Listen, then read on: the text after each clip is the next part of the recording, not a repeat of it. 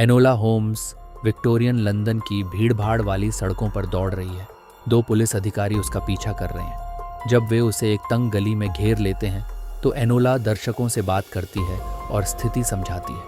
कुछ समय पहले लॉर्ड ट्यूक्सबरी ऑफ बेसिलवेदर के लापता होने और हत्या के प्रयास के मामले को हल करने के बाद एनोला अपनी खुद की जासूसी एजेंसी शुरू करने की योजना बनाती है।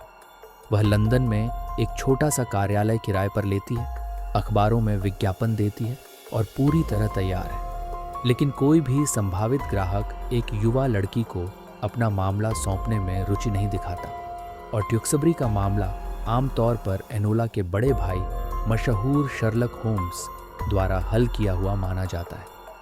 शर्लक खुद कई मामलों को सुलझा चुका है, लेकिन हाल ही में उसे कुछ बेहद जटिल अपराधों ने उलझा रखा है। एनोला की मां यूडोरिया होम्स महिलाओं के मताधिकार को बढ़ावा देने के लिए पोस्टरों से भरे मेल पिलरों में छोटे हानिरहित विस्फोटक डालने जैसे विरोध प्रदर्शन कर रही है। इस बीच ट्यूक्सबरी हाउस ऑफ लॉर्ड्स में सुधारों के लिए एक प्रमुख आवाज़ के रूप में उभर चुके हैं और उन्हें सरकार और जनता दोनों में काफ़ी लोकप्रियता मिली है। वह एनोला को पत्र भी लिख रहे हैं और उसे एक आगामी बॉल के लिए आमंत्रण भेजा है। एनोला के दिल में उनके लिए भावनाएं हैं, लेकिन अपनी मां के पुराने सबक को याद करते हुए कि उसे अपना रास्ता ढूंढना चाहिए और समाज द्वारा निर्धारित सीमाओं को ठुकराना चाहिए, वह उनके पत्रों को नज़रअंदाज कर देती है। जैसे जैसे समय बीतता है एनोला का व्यवसाय विफल साबित होता है। वह अपने सामान पैक कर रही होती है, लेकिन तभी उसकी एजेंसी में उसका पहला असली ग्राहक आता है, एक 10 साल की लड़की जिसका नाम बेसी है।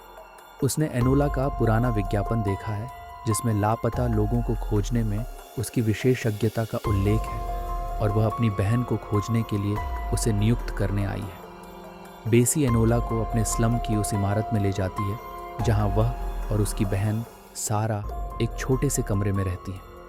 वह सारा का वर्णन करती है, लेकिन एनोला नोट करती है कि उन दोनों में कोई समानता नहीं है। सारा की सहेली माए बताती है कि सारा ने बेसी को अपने पास रखा हुआ था। एनोला कमरे की जांच करती है और कई गमले लगे पौधे पाती है, जिनमें से कुछ मरे हुए हैं, विज्ञान की किताबें और कुछ मेकअप का सामान जो उसकी स्थिति की किसी अकेली लड़की के लिए असामान्य है। एनोला को पता चलता है कि सारा चूहों के लिए पनीर छोड़ती थी और बेसी का कहना है कि वह उन पर नरम दिल रखती थी। जांच के दौरान एनोला को एक जला हुआ कागज़ मिलता है जिस पर 12 मार्च लिखा हुआ बचा होता है। माए नहीं चाहती कि एनोला और जांच करे, लेकिन बेसी उसे ऐसा करने पर जोर देती है। आगे कहानी में एनोला का सामना कई रहस्यमयी घटनाओं से होता है, जैसे सारा के लापता होने की वजह, और वह यह पता लगाने के लिए संघर्ष करती है कि सारा ने एक महत्वपूर्ण दस्तावेज क्यों चुराया था।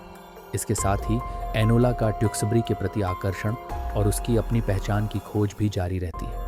आखिरकार एनोला सारा की कहानी को सुलझाती है और एक बड़ी साजिश का पर्दाफाश करती है, जिसमें कई गरीब लड़कियों की मौत शामिल होती है जो विषाक्त पदार्थों के संपर्क में आकर बीमार हो गई थी। एनोला, ट्यूक्सबरी और शर्लक मिलकर इस साजिश के खिलाफ लड़ते हैं और दोषियों को सजा दिलाते हैं।